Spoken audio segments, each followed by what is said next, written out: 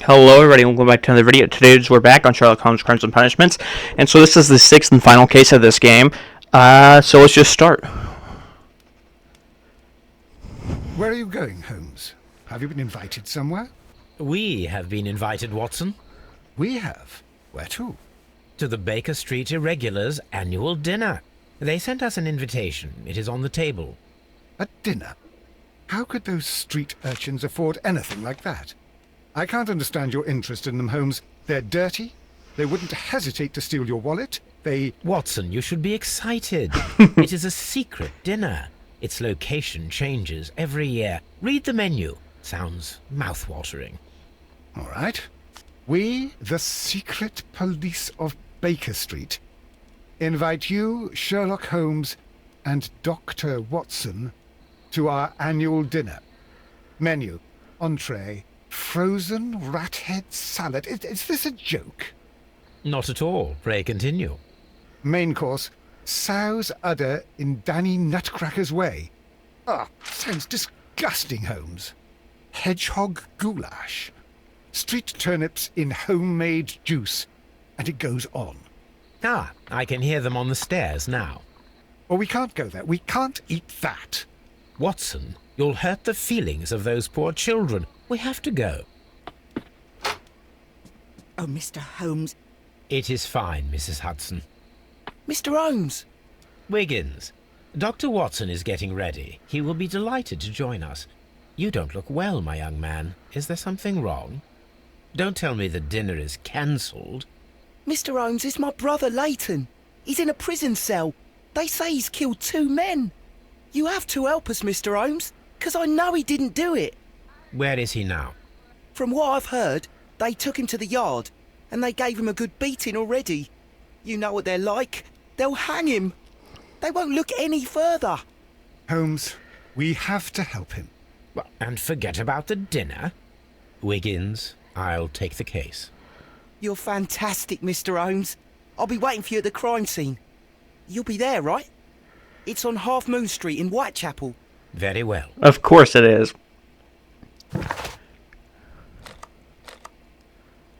Of course it is, because why wouldn't it be? I do not miss that at all. But I guess it's gonna be... We'll be back there reminiscing once more. Like we did.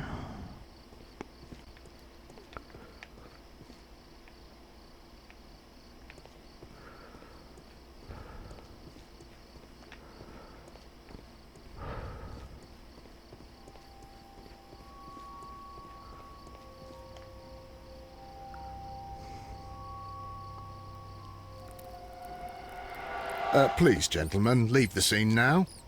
Oh, Mr. Holmes, is that you? Good evening, Constable... Constable Marrow. I was here with Inspector Aberline during the Ripper case, Mr. Holmes, back in '88. But then this is nothing like that case. With this one, we've got the murderer, the weapon, and the statements, which speak for themselves. Of course, Marrow. But you know that appearances can sometimes be deceiving. Who were the victims? The 2 men here, both shot. The stab fellow was Brian Vercotti, a well-known ruffian. The other, Kenneth Butler, a jeweller by trade.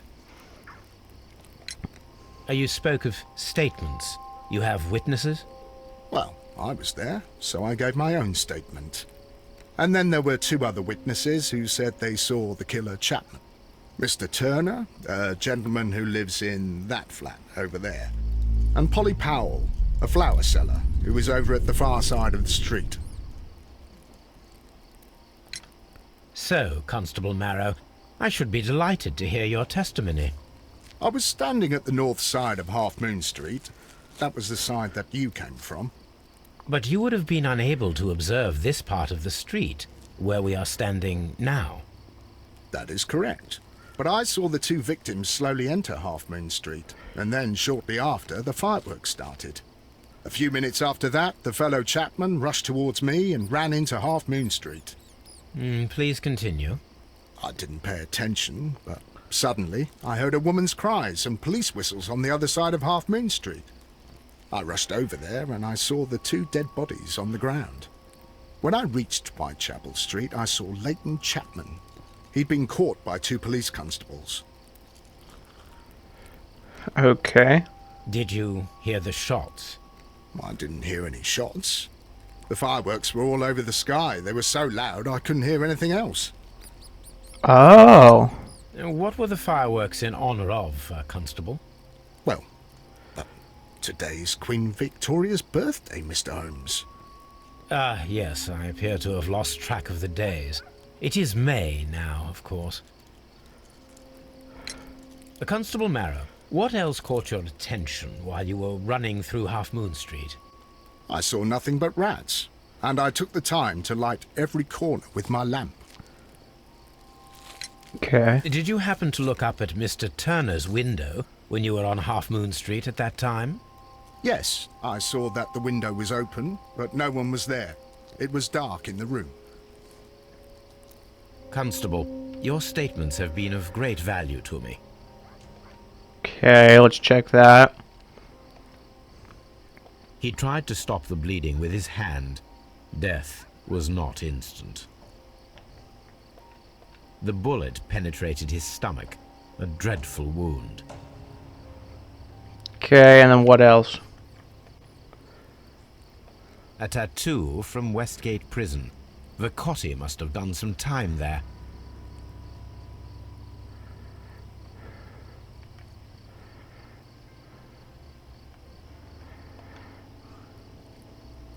Brian Vicotti suffered greatly. What a terrible way to die. Okay. A fairly long pole with a forked end.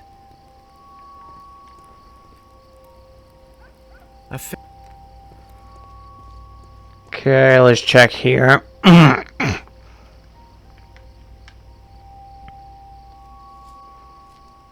The bullet struck his head. This man didn't stand a chance.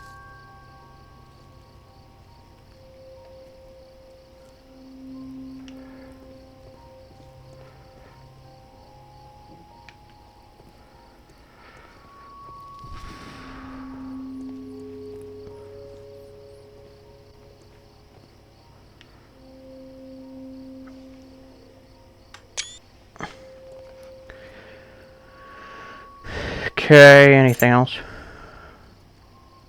This is an ordinary key. I wonder what kind of door it opens.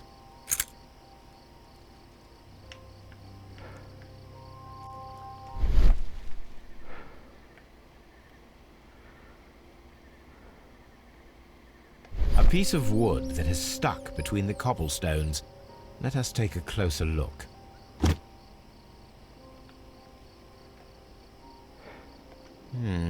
This shard of wood is quite new.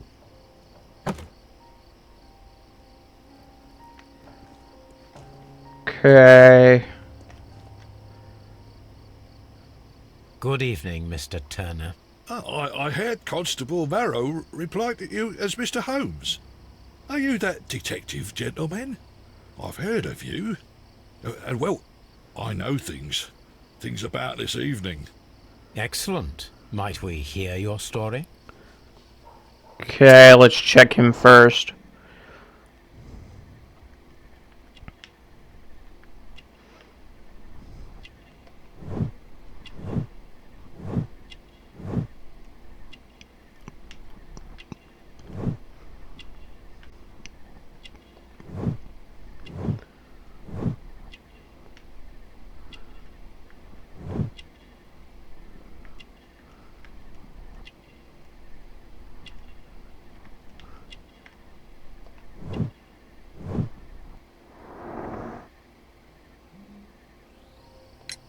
Could you tell us everything that you may have seen or heard? I was already in bed when the fireworks started. A few moments after, I clearly heard 2 gunshots from outside. Please continue. I quickly got up and I grabbed the lamp from my nightstand and I rushed towards the window. I looked down and I saw 2 bodies. and there was a man with a gun who was standing nearby. Where exactly? Well, near this body. Did he notice you? I don't think so. He rushed towards Whitechapel Street without looking around. Mr. Turner, did you see anyone else in the street? No, I saw no one but that man, the murderer, the fellow they caught. Were the 2 shots you heard consecutive? Yes, there was a very short pause between them, and they sounded different somehow. It seemed to me that the second shot was louder than the first. That is an interesting comment. Okay. Mr. Turner, what were your actions after you stepped up to the window? I was afraid that the man with a gun might return, so I stayed close to the window till I saw the policeman coming in the Half Moon from Whitechapel. Then I walked out to tell them everything I saw. You have helped us a great deal, Mr. Turner. Okay, and then let's switch this.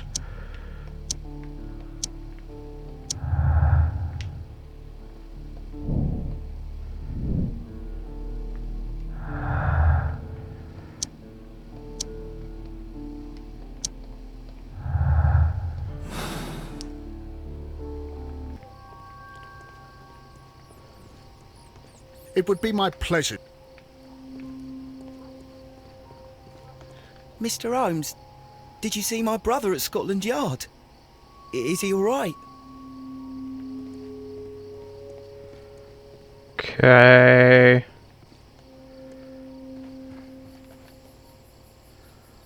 Mrs. Powell? What do you want? My name is Sherlock Holmes. I'm assisting the police with their investigation of the crime that took place this evening. Well, I've already gave my testimony, but very well. Okay. Could you tell us everything that you may have seen or heard? Yes. I was selling my flowers as usual, and then the fireworks began, in honour of Queen Victoria. I enjoyed those. But then, all of a sudden, a young lad ran out of Half Moon Street and stopped just by me. He had a gun in his hand. He was like a ghost, and all covered in blood. It was dark, but I could see him, because of the flashes from the fireworks. And then? I screamed as loud as I could. I knew that a policeman should be on duty in the vicinity. He had no time to escape. 2 constables got him. Then another constable came out from the very same street, and I heard him talking of a horrible murder. Mrs. Powell, did you hear the gunshots? I'm not sure. You know, what with the fireworks? Did you see anyone else leaving Half Moon Street, prior to or at the time of the crime? No, sir, I did not. Even with all the fireworks, I was very attentive, as I'm always on the lookout for customers. Okay. My thanks to you, Mrs. Powell. Let's look here.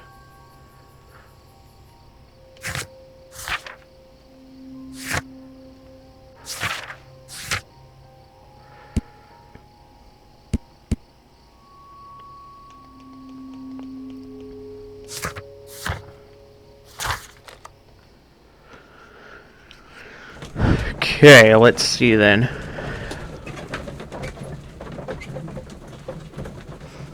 This hopefully shouldn't be that difficult. Mr. Holmes, whatever brings you here so late at night? I'm interested in the case of young Leighton Chapman. He was arrested earlier this evening and accused of a double murder. I beg your pardon? That case is quite clear to the police. Or are there any new facts that we don't know about? Who knows, Inspector? Look, you are free to investigate, of course, Mr. Holmes. Chapman was arrested with a revolver in his possession, which you can find in the evidence room. The suspect himself is in custody. Did you find anything else on his person? A few personal belongings. Nothing particular, Mr. Holmes. Thank you, Lestrade. Okay.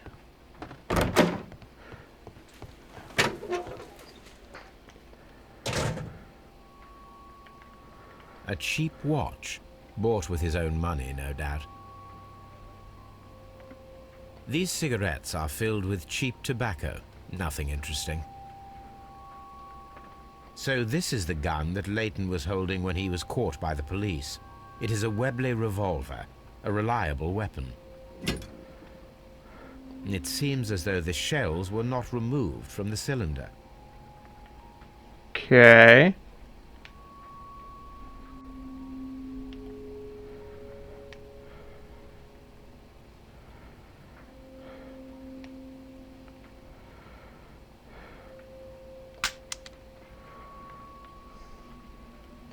Two out of the 6 shells have been fired. There were 2 shots. Yeah, we already knew that.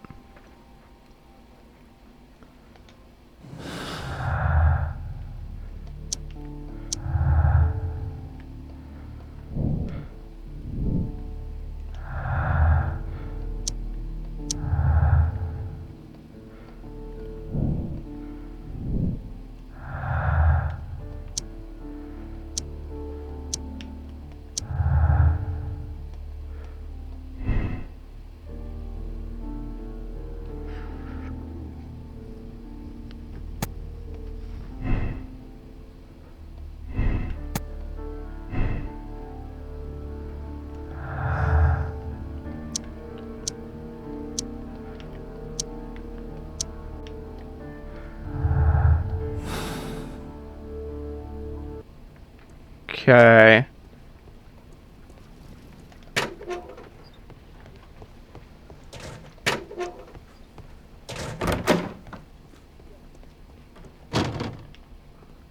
Nothing there.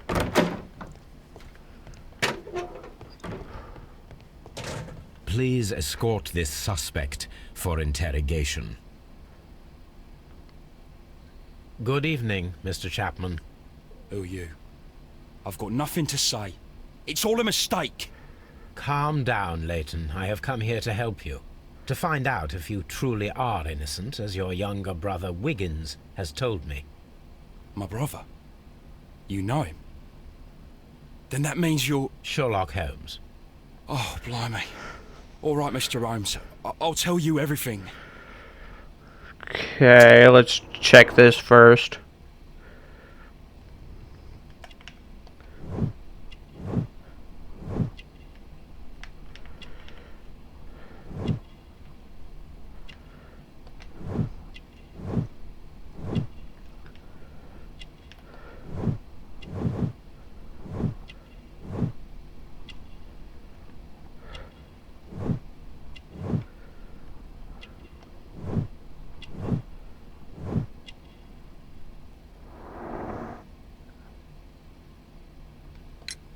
Good. Tell me your account of what happened. I left my work, and I hurried up to see the fireworks in Whitechapel. I was late, so I decided to cut through Half Moon Street. I saw the first fireworks light up in the sky. I bumped into a constable on a corner before entering Half Moon. Then suddenly, what with all the firework flare, I saw 2 men. They were both lying flat in the middle of the street. I stopped where I was. I thought about turning back to the police, but as I was thinking of that, I saw a third person. He was leaning over the body that was furthest from me. The second I saw him, he raised his head, and he stared at me. In a flash, I saw his gun, but he made a dash for it instead, and he escaped through Whitechapel Street. So you might still have had time to return to the constable. I panicked. I didn't know what to do. Anyway, I approached the bodies just to see if they were still alive. I saw that one had blood pumping out of his stomach. He was dying. It was horrible. The second one was already dead. He had a hole in his head. He was holding a gun in his hand, though. I took it, and then I followed the third man. Interesting. Pray, continue. I turned a corner, and I saw the man standing in the middle of the street. He seemed to be in some sort of panic. And then, Mr. Holmes, something strange happened. I told the police and they laughed at what I said, but I swear to you, my words are true. I started running towards him. But then I was blinded by a flash. It was so bright that I hardly saw anything for a good dozen seconds, but I kept running forward. As I arrived in Whitechapel, I heard a woman screaming, and then I was caught by the police. But there wasn't a trace of that man. Of course, then they found a gun and all that blood. I couldn't see the murderer escaping and all that mess. Perhaps I was still half-blinded at that moment. A thrilling account, my young man. Leighton, are you able to describe the person whom you saw standing in Half Moon Street? That's gonna be the most I important. wasn't able to see his face at all. It was too dark, and he was too far away. I could see his silhouette. And what about that? Nothing so special. He was wearing a jacket. He was quite average in size and his weight. I see. Was there anything else that struck you at the time? No. But perhaps... It's strange, but I can't remember the sound of his footsteps as he was running away.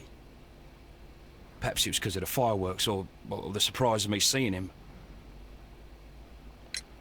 Leighton, I confess I am puzzled. Why should a young lad like you take a gun from the hands of a dead man and set off in pursuit of a probable killer? I know. I keep wondering that, but at the time it was like a reflex. A criminal ought to be arrested, and he was armed. You were willing to risk your life. That was a little foolish, unless you wanted revenge. No, Mr. Holmes. I was just being brave and stupid. Okay. I'm sure that you were, but I believe that you may have recognized one of the victims, Brian Vercotti. You knew that gentleman well, did you not? However could you know that? You have a typical tattoo of the Westgate Brotherhood upon your hand. I observed exactly the same mark upon Mr. Vercotti. You came to know him from your sharing a past prison sentence. Am I correct, Mr. Chapman? Oh, God. You're right, Mr. Holmes. Would you tell me a little about Brian Vercotti? We were convicted for a robbery. Once in prison, both of us joined one of these fraternities. During that year, we tried to help each other out, you know? You were quite young then, I believe. Yes, Mr. Holmes, we were. We'd only stolen a pound of meat. After we were released, and when I saw what my little brother had become, I decided to work towards living an honest life. And Vercotti? He had a hard time. His sister had died in a Whitechapel dispensary while he was in prison. He had no family anymore. Our paths split. He fell back into crime. So you lost him? Yes. And for around 2 years, I heard no news of him at all. We shall see you soon, young man. Okay.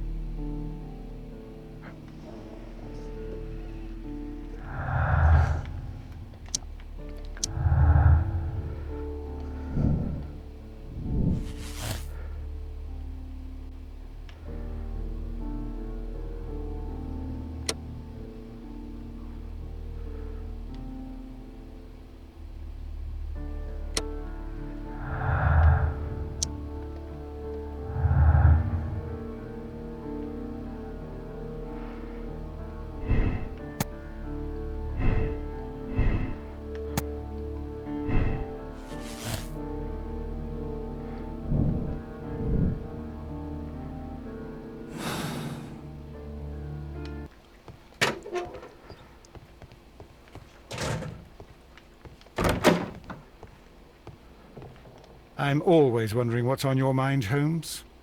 Mr. Holmes, Okay, and then there should be one more person that I've not found.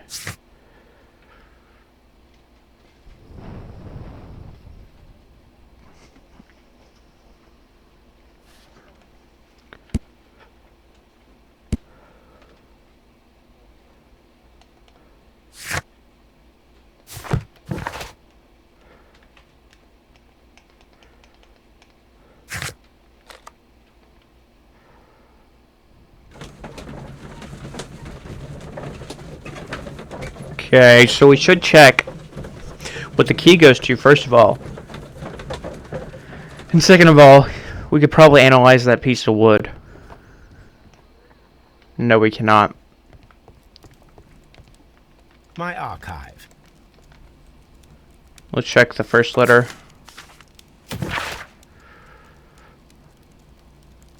Okay.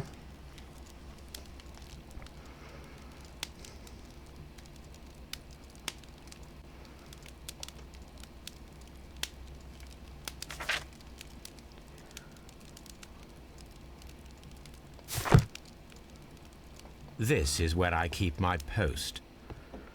Okay, so that, therefore, we don't have anything there, but we can, in fact, go back here, and there's got to be some stuff I'm missing.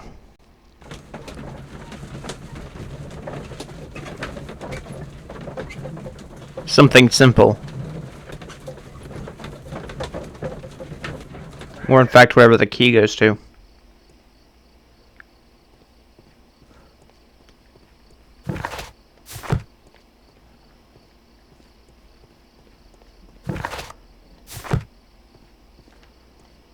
Locked.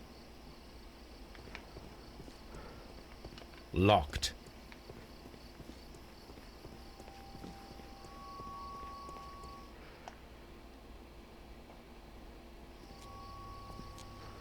What's up with you, lad? What are you waiting for? I'm waiting for my brother to be released.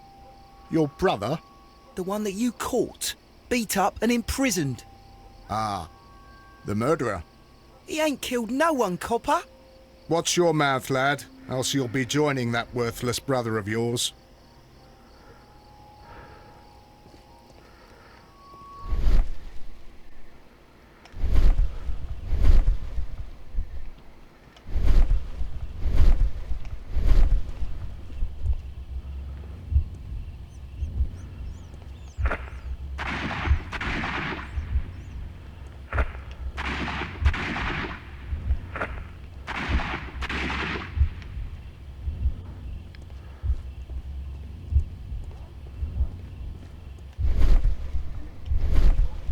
I am unable to see any higher.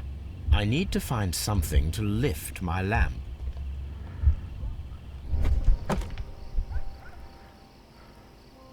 This should be useful.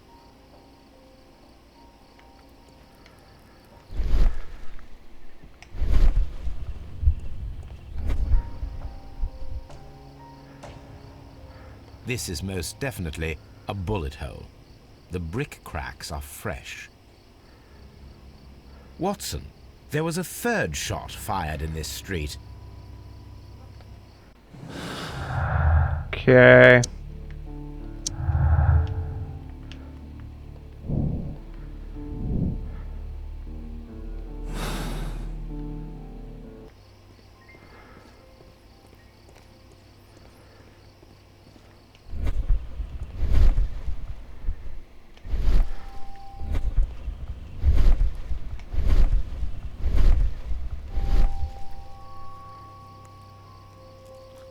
Constable Marrow, I would value your assistance in this investigation.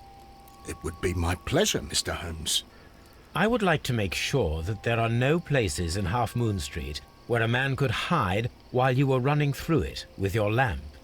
All right, Mr. Holmes, what should I do? Take your lamp and start walking, just as you did before, and try to find me. Understood. Okay. I shouldn't look for Mr. Holmes here. He's hiding in Half Moon Street.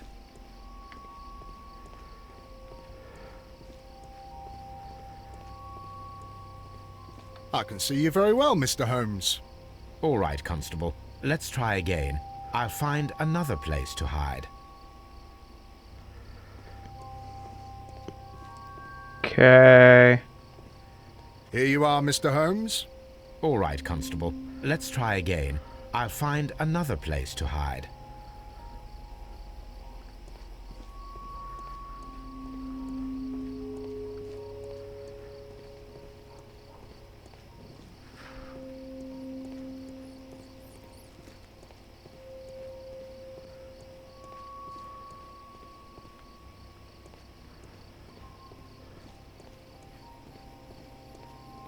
Mr. Holmes, it wasn't difficult to find you at all.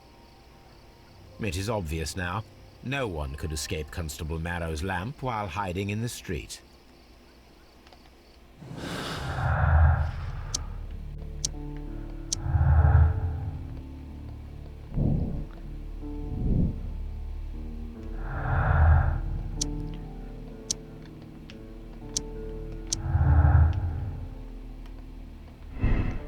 Okay.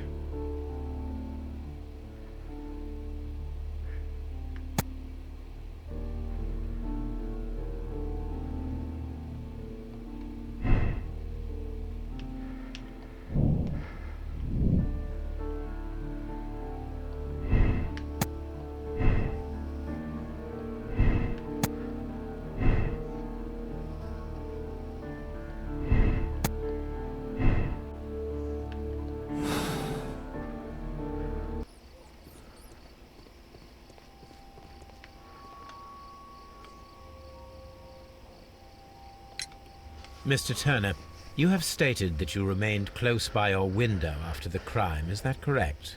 Oh, yes, Mr. Holmes. I stayed at my window until the policeman arrived to examine the dead bodies.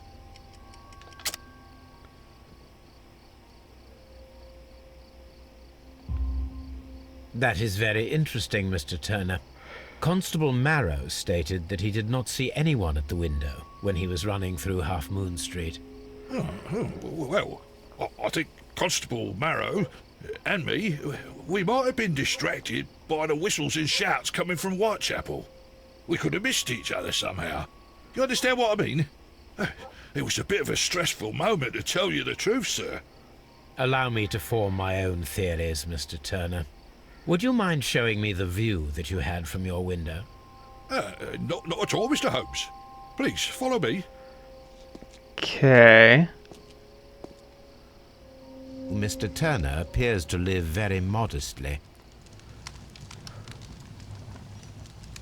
This fire is dying out. It was last tended to over an hour ago.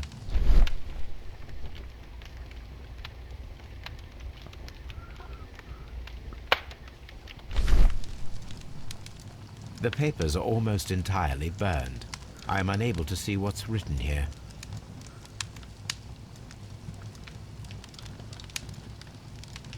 These words are illegible. The papers were thrown into the fire just a short while ago. Okay.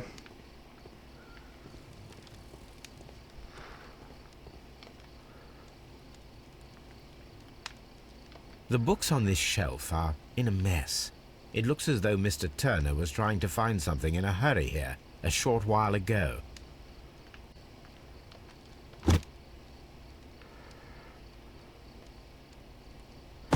A perfect match.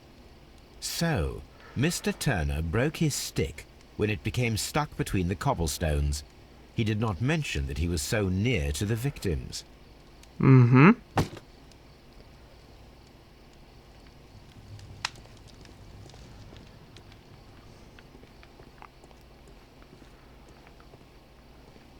Mr. Turner was roused from his bed by the sound of gunshots.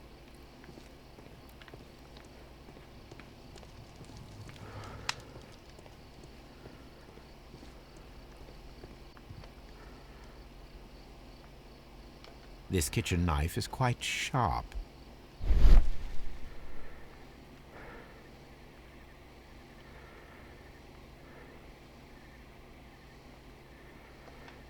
There are pieces of shredded paper scattered over the table. This kitchen knife was used to cut the paper.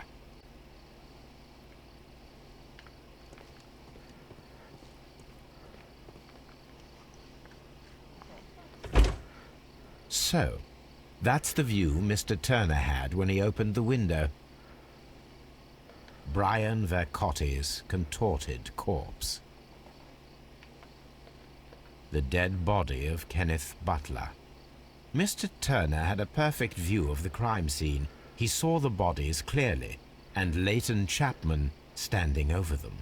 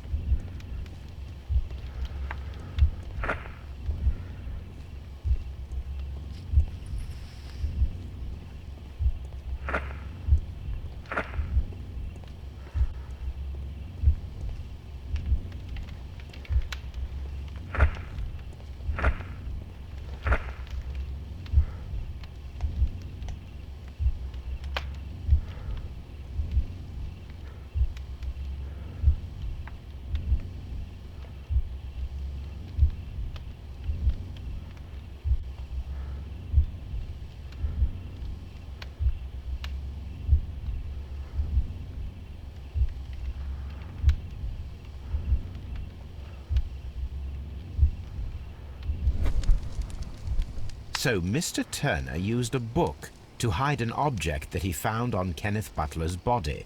The question is, what did he find? Exactly. I can see prints from greasy fingers upon the cover of this book. Let us take a closer look. Well now, what a find! A precious jewel, concealed inside a book.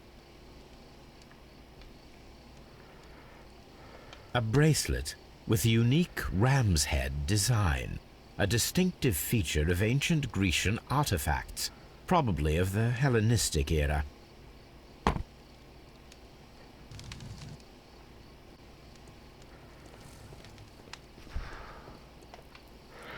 Okay. Mr. Turner, how would it be possible for a man of advanced years, such as yourself, to rush from his bed to the window in a matter of seconds, as you have stated? Well, I'm able to move very quickly, despite my age.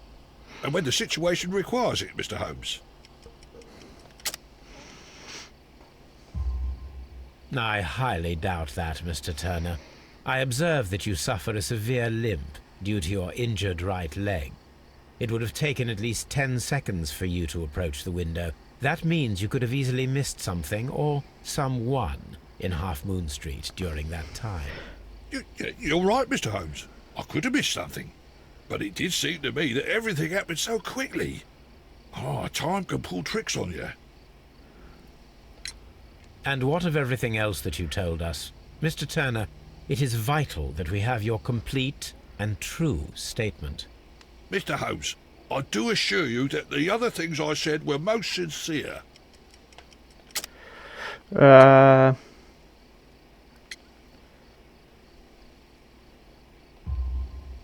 Mr. Turner, you were not sincere with me. Not then, and not now. But Mr. Holmes... This, Mr. Turner, does not look like anything that a poor man might possess. It is worth more than the home that you live in. I can explain. No, merely correct me if I am wrong. You saw Leighton Chapman through the window, but you also noticed a glittering object on the ground, this precious jewel.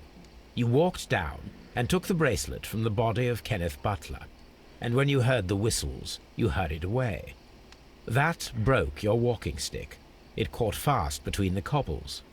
Constable Marrow was unable to see you in the window, as you were climbing up the stairs on your way back to your flat. Upon returning home, you hid the precious jewel inside a book. Mr. Holmes, please don't send me to prison. I didn't do anything bad. I'm just a poor man. When I chanced upon the bracelet, I saw it as an opportunity to make a little money. I was desperate. I only took the bracelet, that's all, I swear. You made a mistake by lying to me. But you are not a criminal. I believe that. Although I must return this bracelet to its rightful owner. That's why it's better to stay at home at night.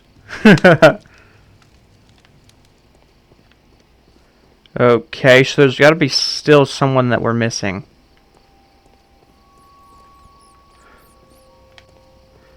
It would be my pleasure to assist you with your investigation, Mr. Holmes.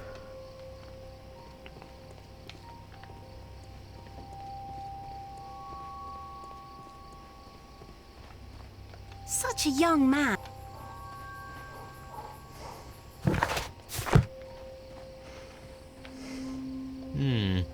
This mirror is turned towards Half Moon Street.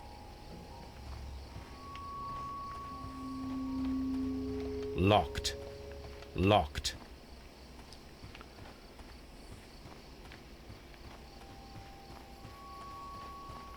Locked. Locked.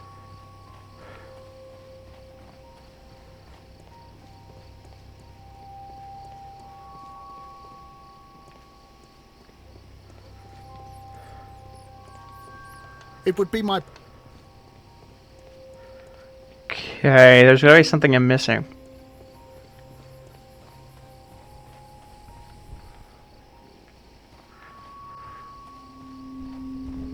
Locked.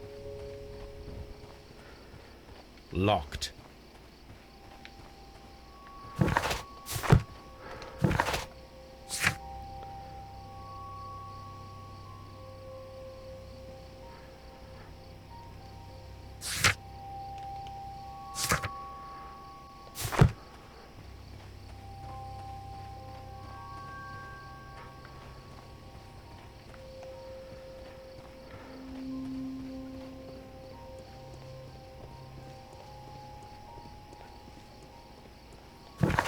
Okay, in fact, if we go back here, I think we can analyze, not analyze, but use the archives to figure out this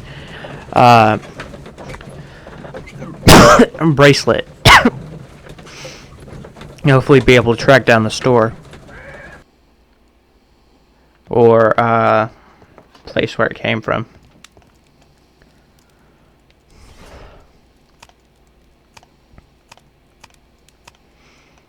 That is not.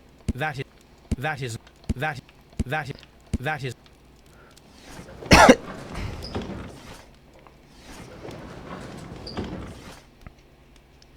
That is not. Here it is. I need to continue my research in my archives.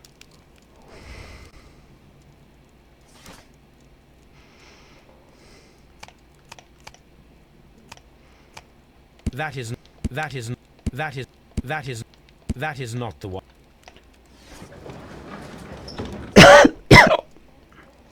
1885. That is. That. Here it is. One of the victims, Kenneth Butler, was involved in the story of the stolen Hellenistic treasures. A visit to his pawn shop should tell me more. There we go. Excuse me.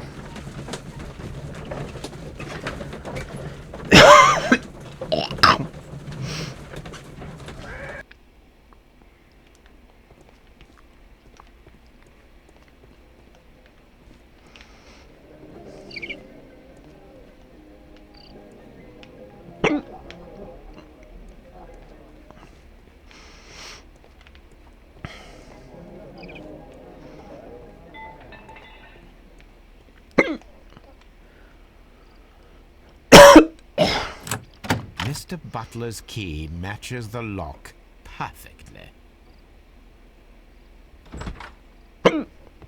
Excuse me, I got the hiccups. These tools are exactly what I need to climb the wall.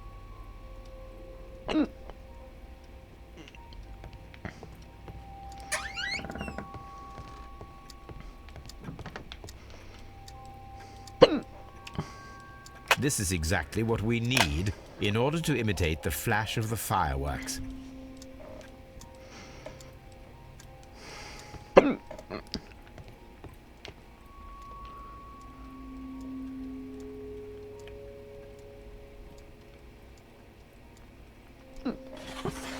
It looks as though Mr. Butler kept a careful record of his operations.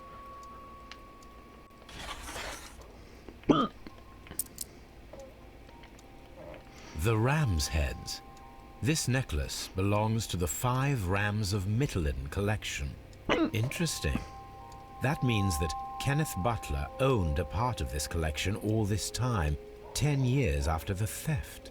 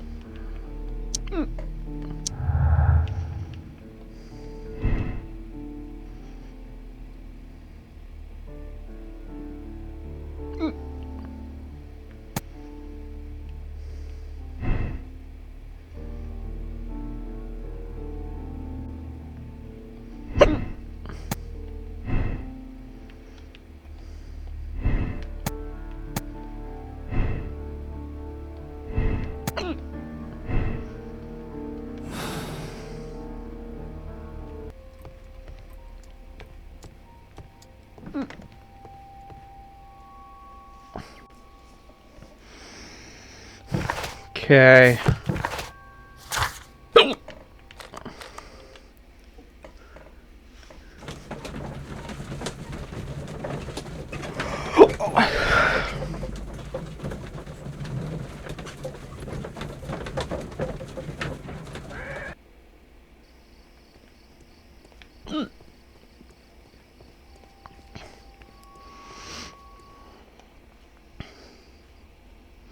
Why are you looking at me all the time like that?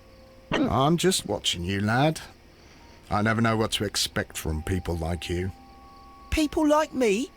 Yes, street beggars and thieves. I ain't a thief. Oh no? Then where did you get whatever it is that you're gnawing on? I very much doubt that you bought it. What ain't seen can't hardly be stolen.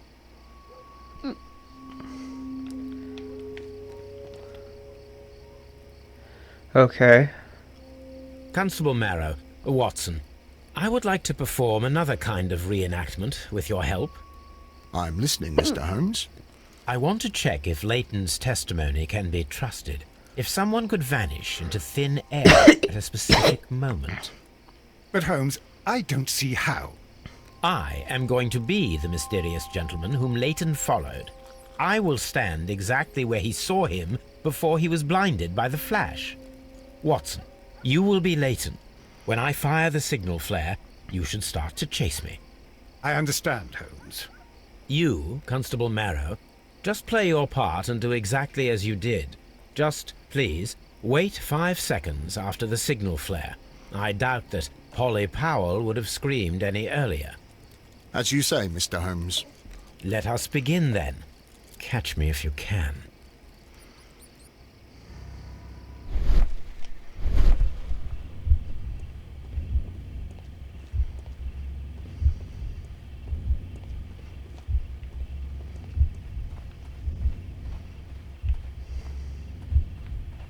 The streetlights fall directly on this wall.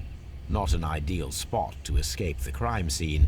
It is also directly in front of Polly Powell. The moon illuminates this wall. Anyone trying to climb it would be easily spotted by Constable Marrow. This wall is cast in shadow. It would be difficult to see anyone scaling it.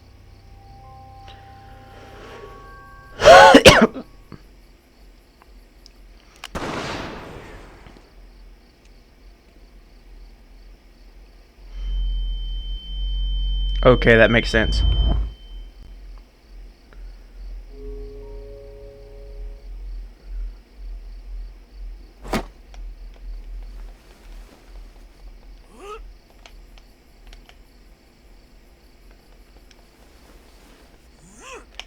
I can barely see anything.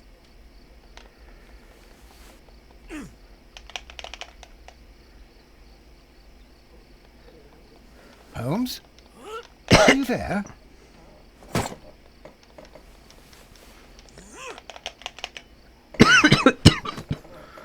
I should try climbing faster.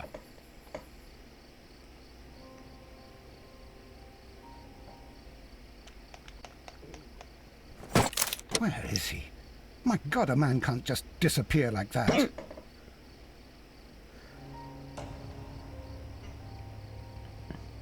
Holmes? Holmes? Where are you? I cannot see you, Mr. Holmes. Dr. Watson, it seems that Mr. Holmes has disappeared. Don't worry, gentlemen. I am up here, above your heads. How on earth did you get up there, Holmes? I am using crampons and a climbing axe, although the person we are looking for did not leave any traces of such tools. Constable, is there any way to get to the top of this building? Yes, Mr. Holmes, I can show you. The door to the building can be found from Whitechapel Street. Gentlemen, I am on my way down. Okay. This is the back door of the building with the attic floor that you required, Mr. Holmes.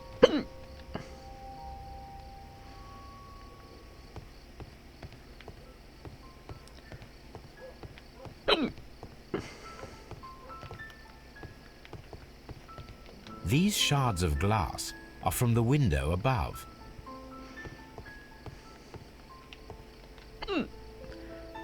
Okay. It's empty.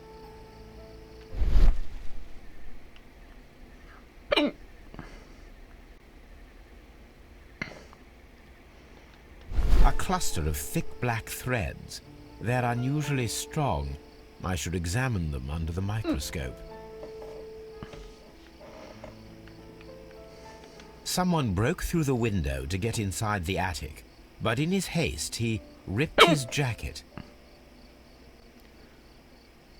We can conclude that the person whom Leighton saw climbed up the wall, broke into the attic window, and escaped through the hatch.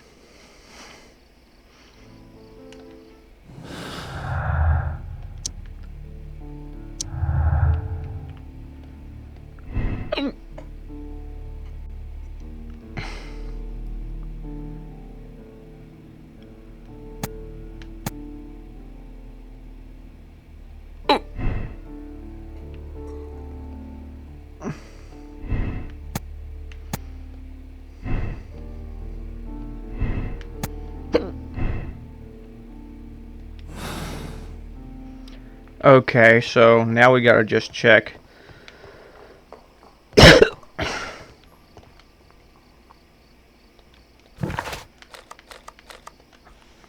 Gotta take a drink real quick as it loads.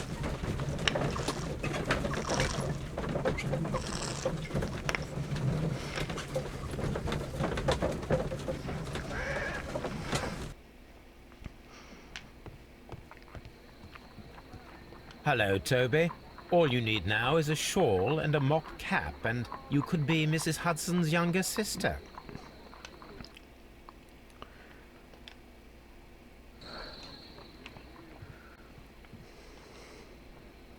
Okay. Let us take a closer look.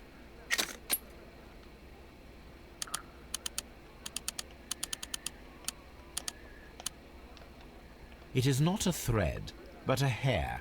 I very much doubt that it is human. I need to compare this sample with a human hair and a horse hair. A shaving brush is usually made from horsehair.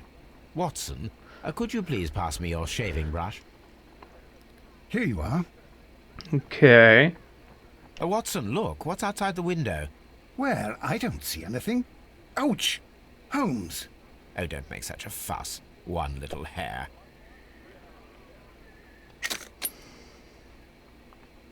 Human hair is significantly thinner than the black sample.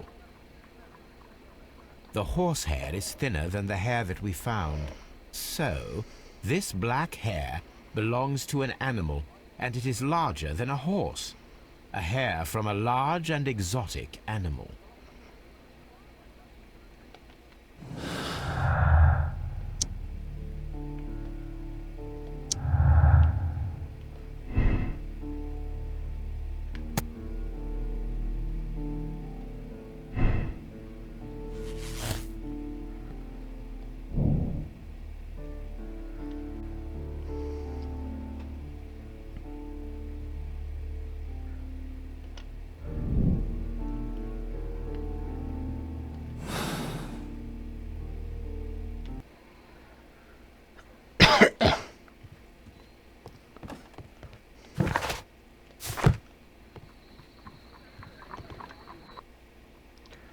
Didn't mean to click that one.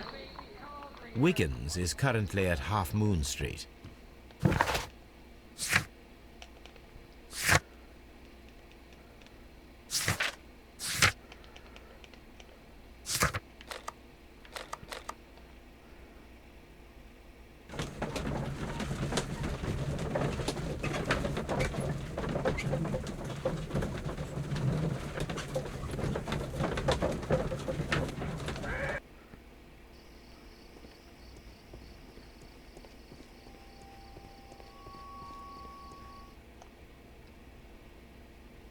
Wiggins, my lad, what are you doing here? You'd best be leaving and be quick about it.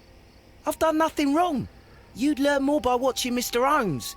He knows exactly what he's doing. Not like you. Oi, watch your tongue. Okay. It would be my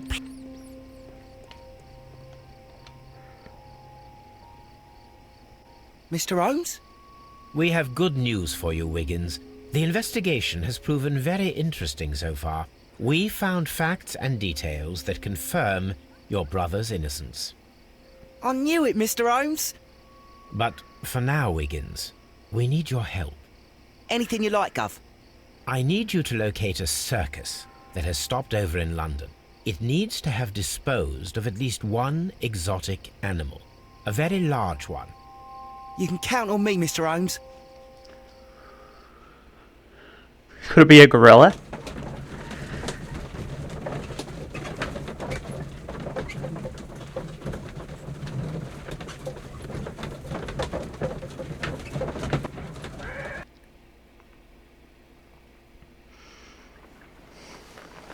I do hope that those children don't get into trouble, Holmes. Don't worry, Watson. I predict some news in 7 seconds. Mr. Holmes, we found it. Here it is. And this is a young Indian elephant, the highlight of the show. Duval Brothers, a well-known traveling circus that is currently stopped in London. I believe that is exactly the type of circus we are looking for. I'll pay it a visit. So it's elephant hair? Okay.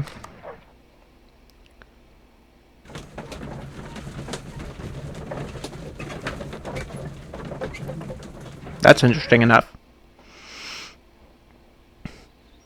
Aye, you! Stop right there. Good morning, sir. Pardon me, but why am I not allowed to walk around here? Because it's private. Well, I only wanted to meet the artistes. Hmm? You're wanting to apply for... Nah. You don't look like the type of, artistic lockpicker that we're looking for. You might be surprised. What? Nah. I don't think so. Clear off.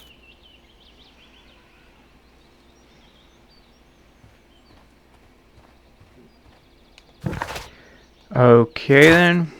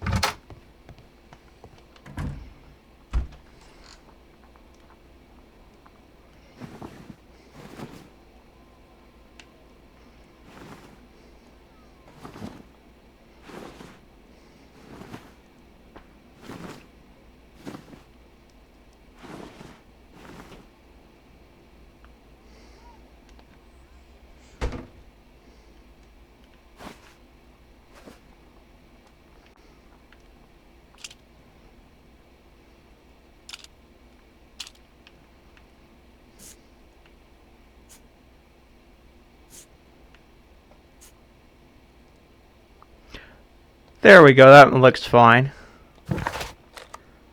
I'd better wear a shabby hat. Oh, hat, the hat.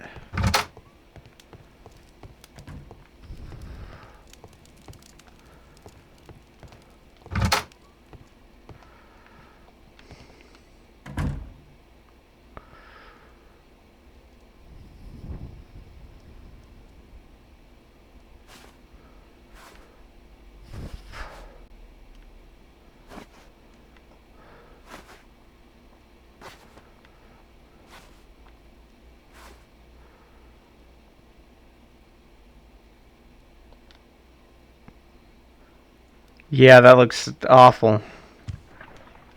Stay where you are. What are you doing here, and where is Sherlock Holmes?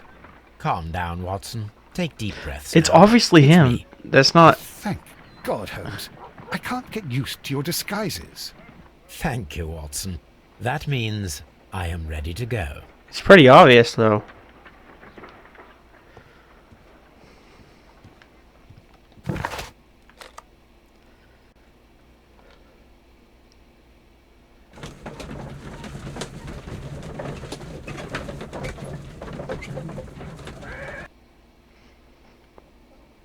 are you? What's your name? My name is Nigel. I'm here to open the locks. Talented, eh? Let's see. Go inside the marquee and show yourself to Charles Foley. And I'd highly advise you not to trick him. Got that? I've got it. Okay.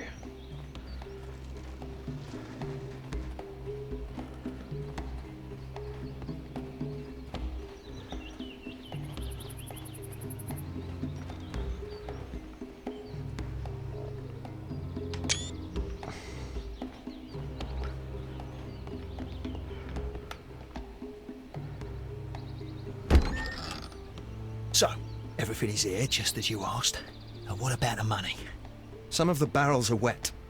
Transportation issues, it couldn't be helped. Whatever. We'll be here after midnight to pick up the supplies. I want to be paid first. No. You'll be paid after we make the transfer, as I said. Right? I hope that no one saw you. The police are on the lookout. Of course not. I'm a professional. Glad to hear it. Be ready for tonight, then. Okay.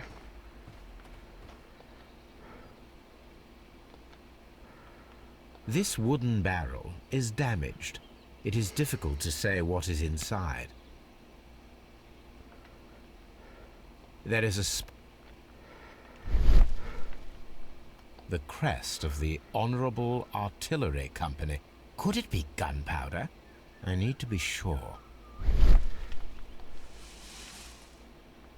Judging by the fractions and the scent, I can confirm that it is, in fact, gunpowder.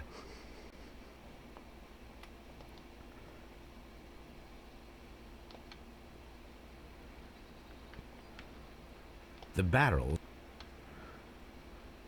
Okay.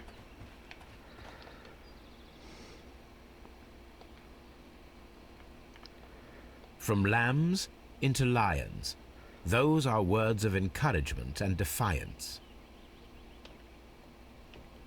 There are enough posters to paste across half of London's walls. This printing press is old, but still quite capable of printing hundreds of pages per day. Okay.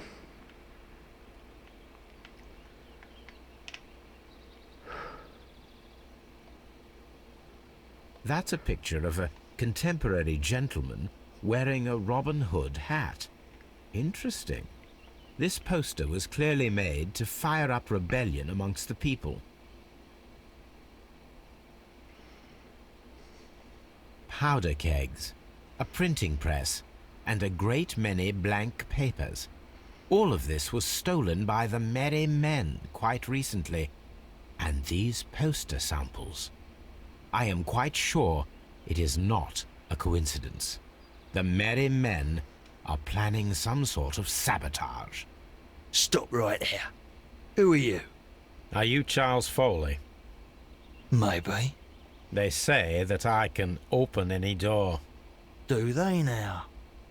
We'll see that lock near the chains on a table over there. Open that. Okay.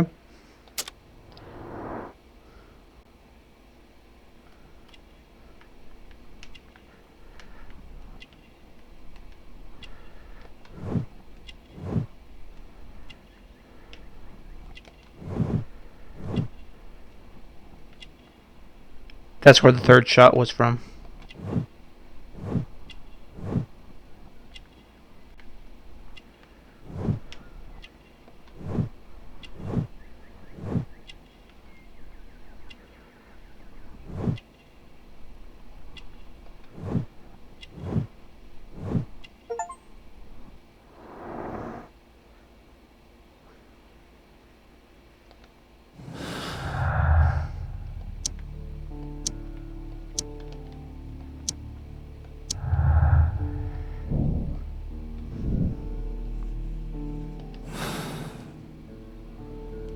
Okay, then let's see. Excuse me.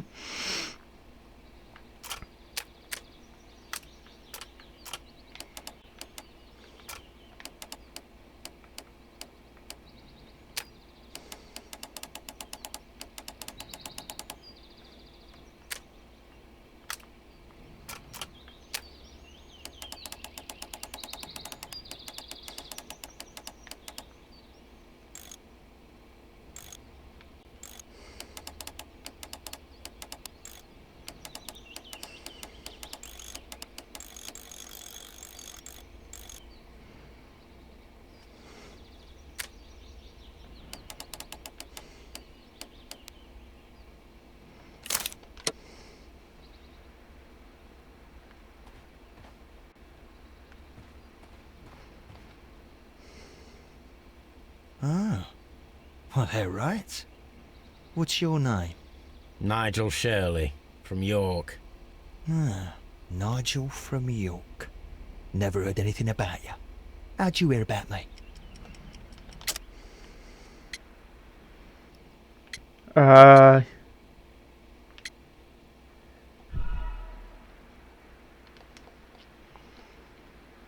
Ah, Nigel from York.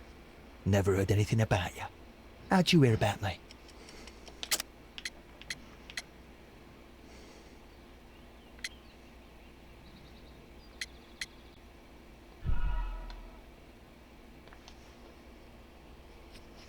Ah, Nigel from York.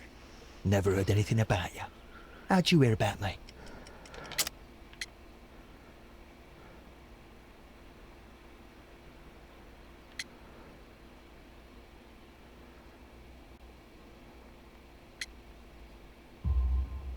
It's a long story.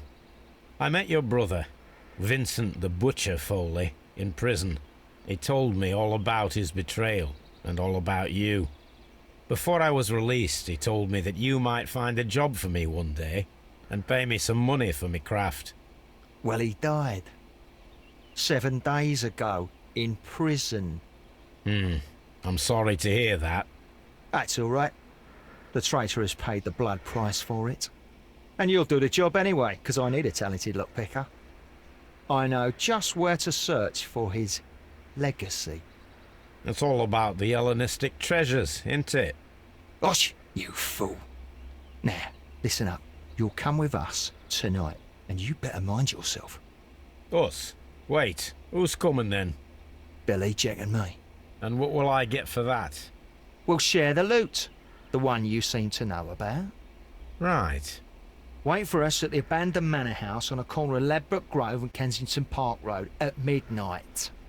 Deal. okay.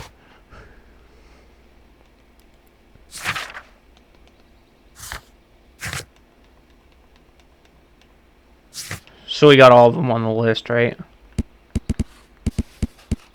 Yep, all of them.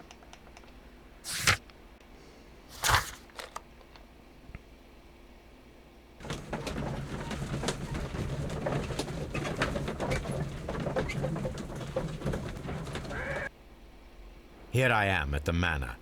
Somewhere inside it are the Hellenistic treasures. This Okay. lock is quite old. It shouldn't be much of a challenge.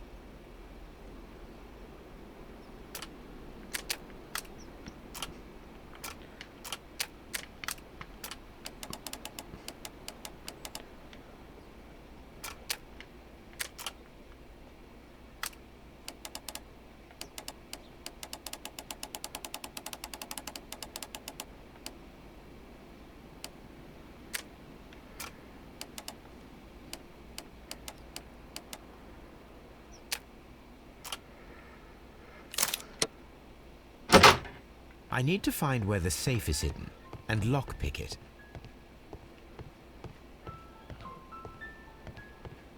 Okay.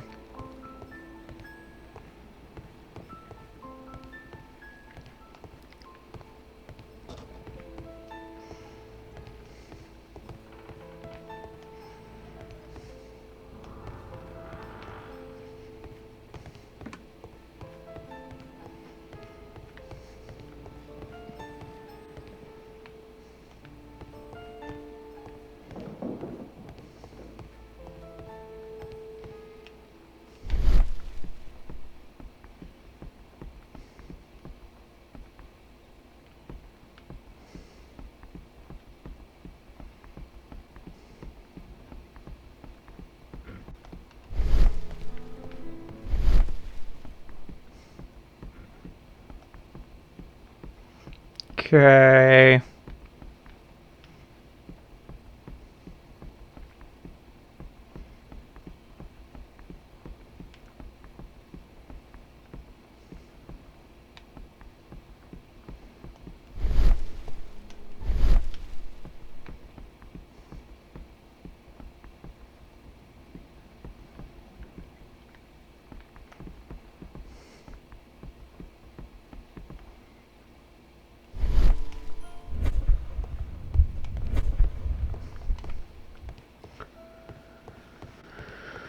Oh, I can't even figure out where it is.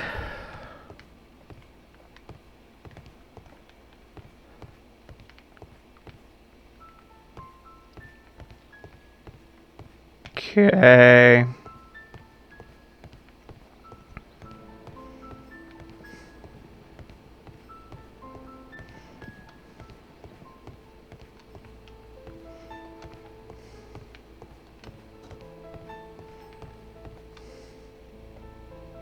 This cupboard is an absolute mess.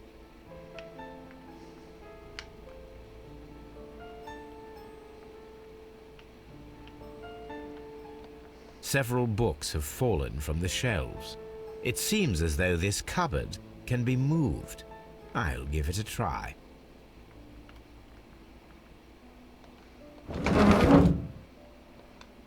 So, that's the lock I must open tonight. Let me see.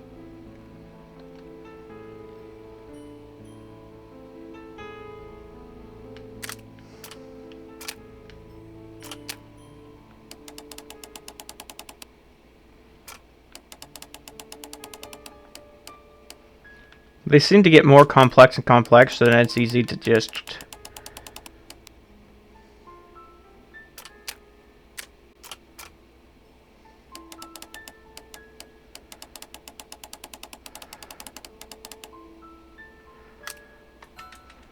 There we go.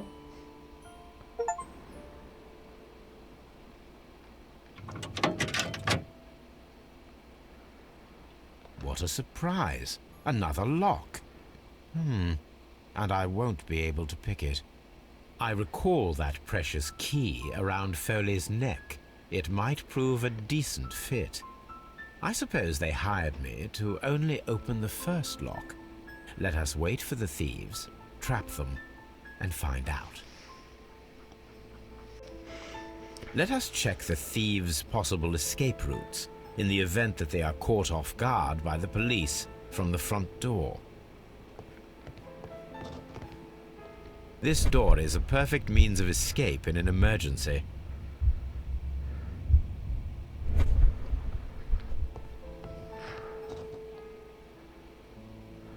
This door leads to a kitchen, which holds the shortest route to the back door.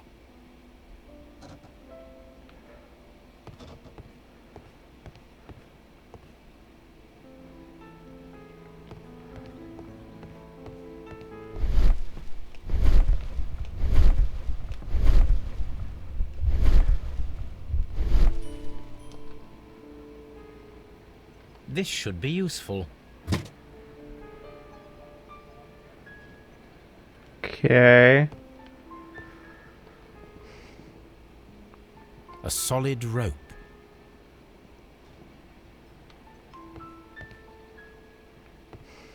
This door is a perfect... The door is now blocked.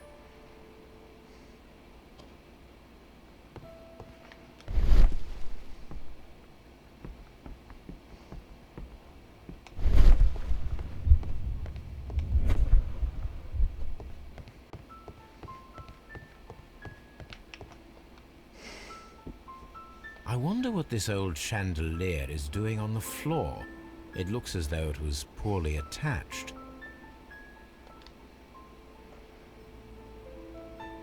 Okay, so that's what the rope's for.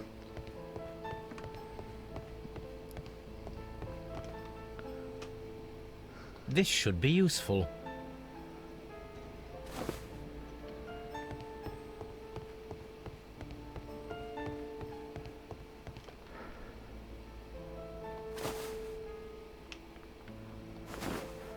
I suppose that the thieves already tried to open the lock with this formidable hammer, but they were unsuccessful.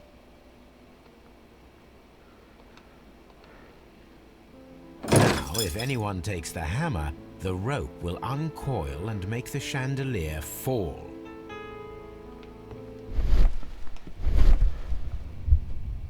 If he runs through the dining room and takes a sledgehammer to force open the door, the chandelier will knock him down.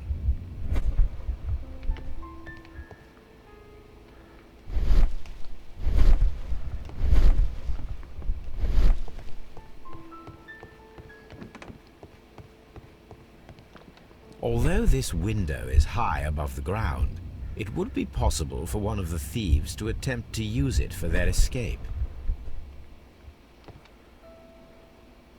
This should be useful. Okay.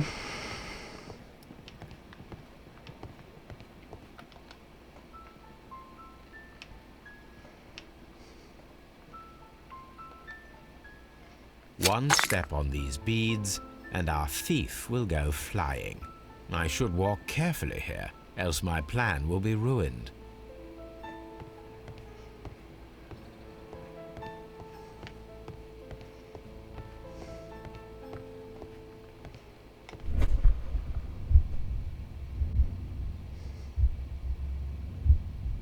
Any thief who finds his way upstairs will roll down very quickly.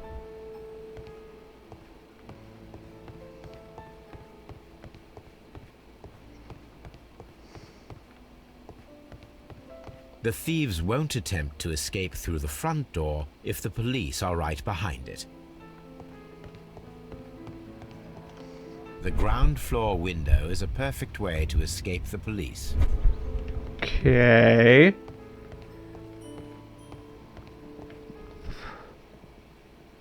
This works very well.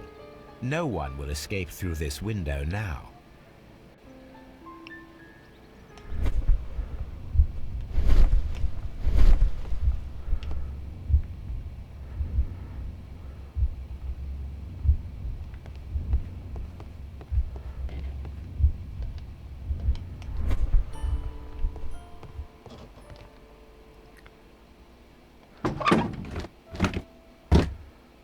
There is no ladder.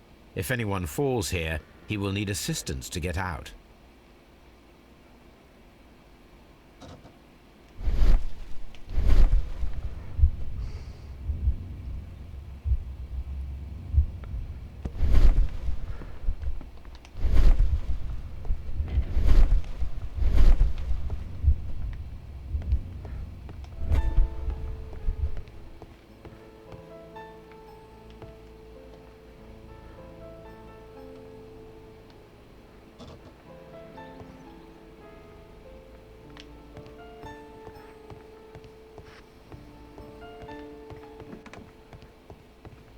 Okay, we need another item.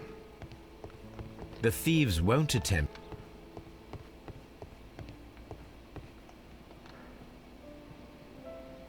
This should be useful.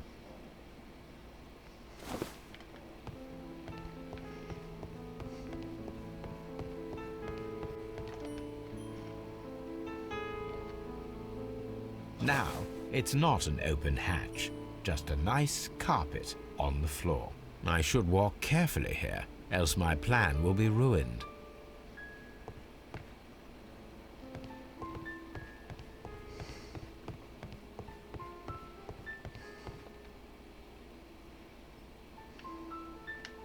What a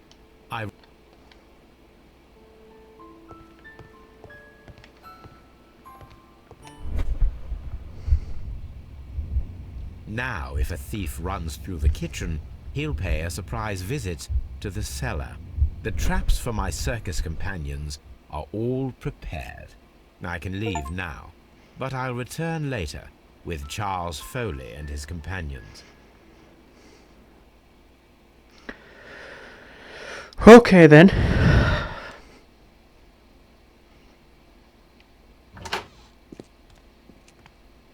Police! Police!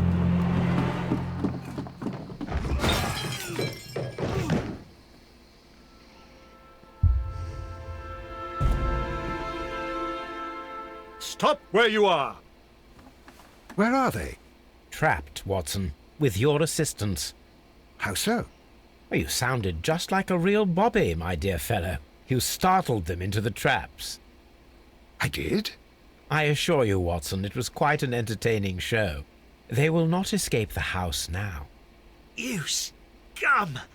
And this is the pistol used for the murder in Half Moon Street. How'd you know about that? Have you closed the case yet, Sherlock?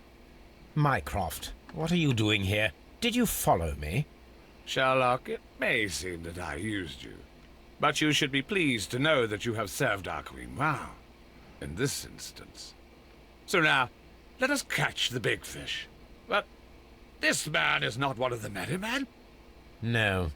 Then why exactly are we here, Sherlock? This gentleman, Charles Foley, has been involved in a double murder, and the hunter of a set of valuable antiques, the Hellenistic treasures, which disappeared in a theft many years ago. You're no better than the coppers!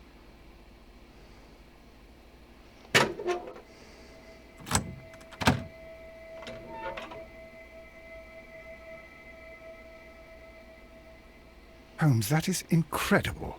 The Hellenistic treasures. Indeed. Nothing but trifles. Where are the merry men?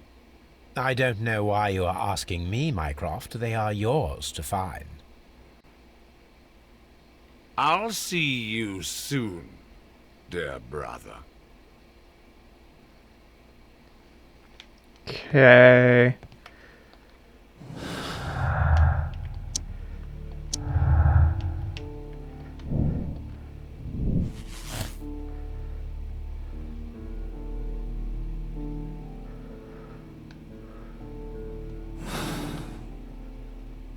Don't move, you flim-flammer. What a beautiful collection of art. It was thought lost. The trap with the chandelier worked perfectly. Charles Foley has been knocked down. One of Foley's companions. He is unconscious. One of Foley's companions. He is unconscious.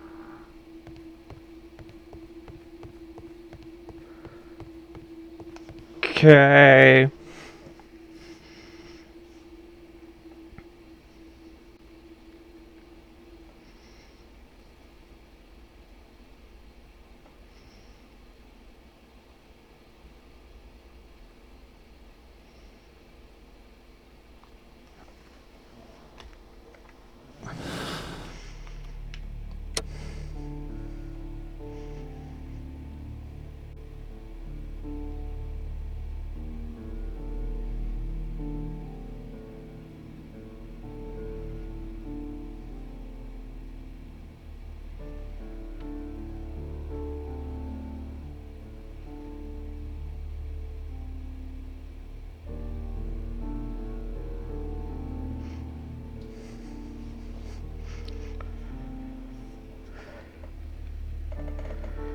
Uh...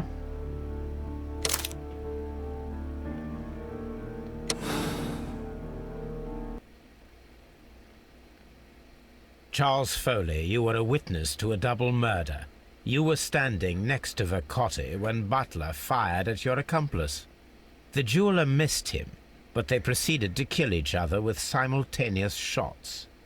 Even if your intention was to retrieve the stolen treasure, you did not intend to kill. I shall inform Inspector Lestrade of that fact, so your sentence should be the lighter. You are a fine gentleman, with your fake pity. I do what I think is right. It is never due to pity. Farewell, Foley. I shall leave now, Watson. Gentlemen, please take our friends here into custody. Where are you going? I have unfinished business. I'll see you at Baker Street.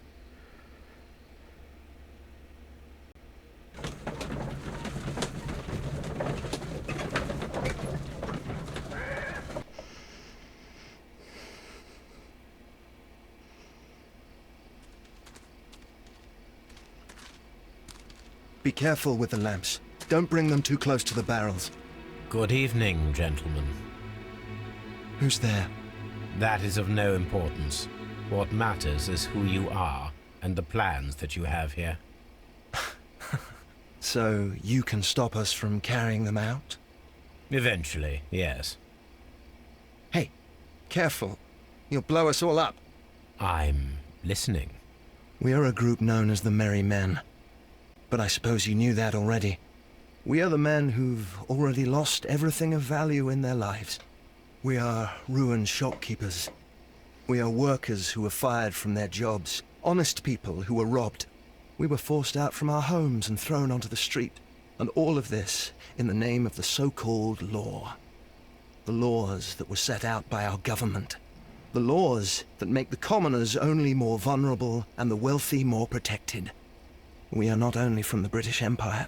Some of us are from the New Lands, America, Australia, and we are many. But men we are still, and we are merry for that we stopped being afraid.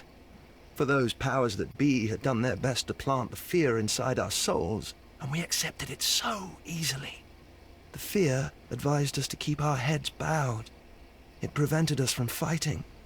Bankers and politicians, they own our lives, our work, our bread, and they push us to compete between each other, just to see who may serve them better. But in the end, they are the few, so they are weak. They are nothing without their titles. We should not fear them. Our so-called masters should fear us instead. The time has come for our group to stand tall. Our great and many merry men. We are going to blow up the London Stock Exchange. No lives shall be lost. But ownerships, debts, and property titles? They shall all be destroyed. They're only papers, after all. So many people will be freed over this night. That is a radical step to take. What result do you truly expect? Chaos. But soon people will understand that they are free, and that they don't belong to anyone. They will be able to work for themselves, together, without letting the rulers dictate what to do, and finally justice will arise. What you are intending to do is a crime. It is not justice. How do you see justice, then? Kids go to prison for a loaf of dry bread. And how many lords do you see punished for stealing from their people? Sending them to their deaths in mines, or overseas to fight for land? Our masters wouldn't hear us. So now it's time to sing the song of the merry men. Will you let us do our duty?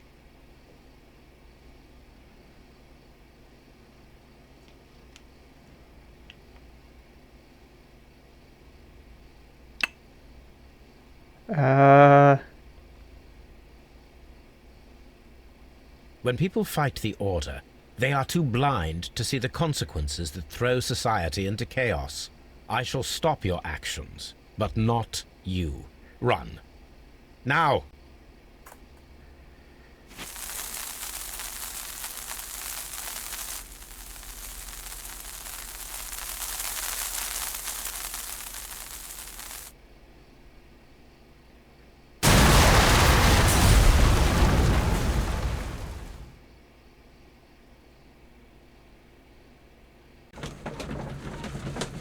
Oh.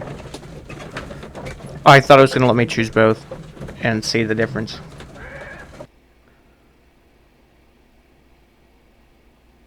So, you're interested in Russian literature now? Quite lately. It is an interesting book.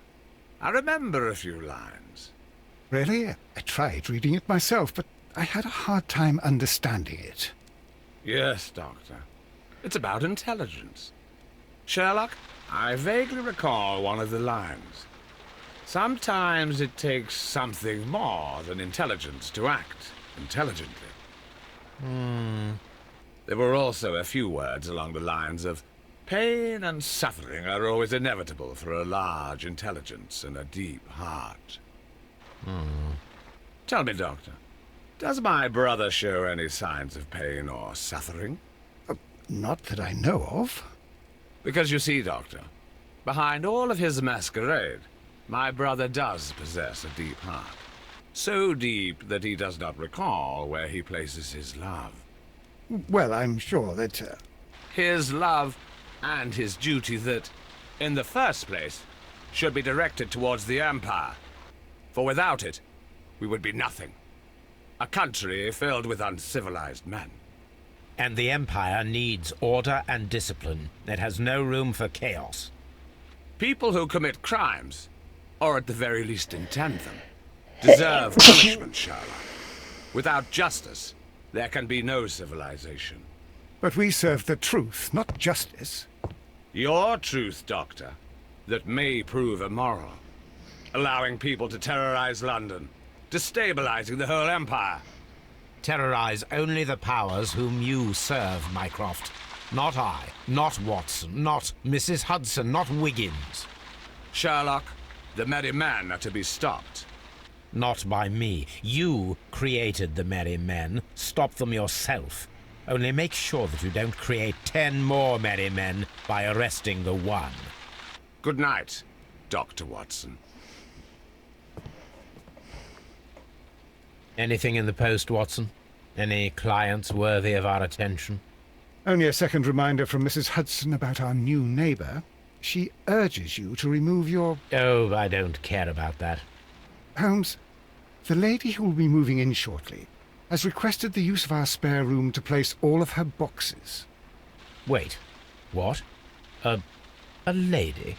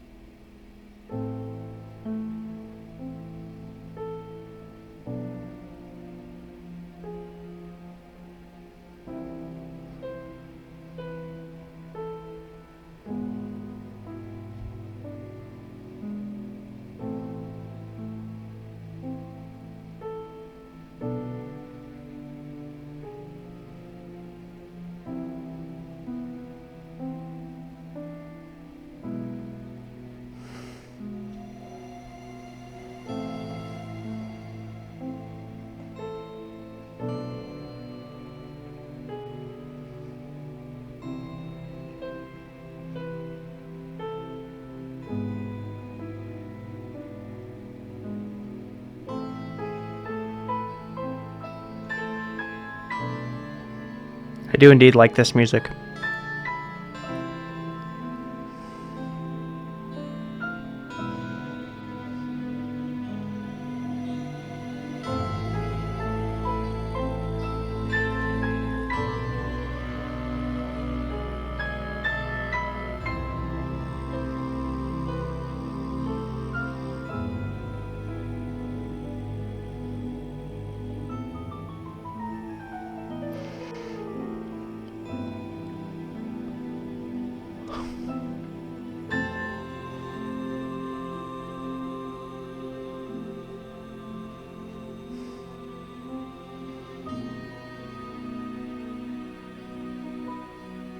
So it's going back through all of the game.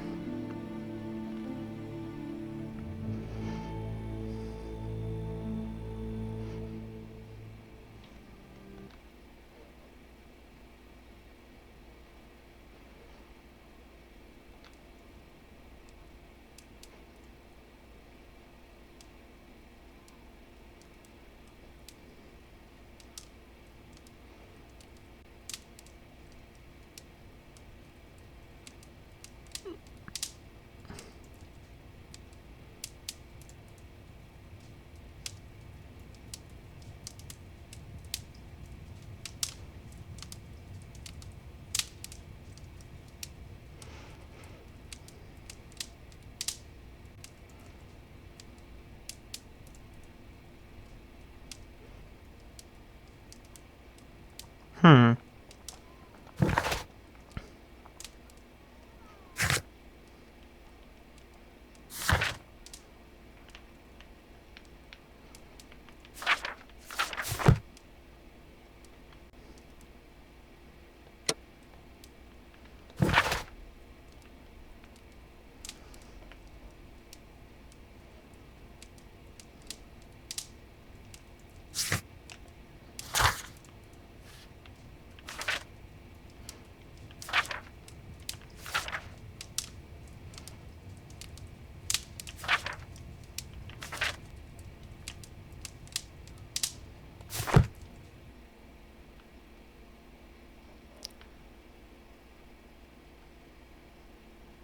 I think the game's about to crash. It did indeed. So guys, if you did enjoy and you would like to see more videos, do in fact subscribe. Tell me what you thought about this game down in the comment section below, and I'll see y'all in the next video.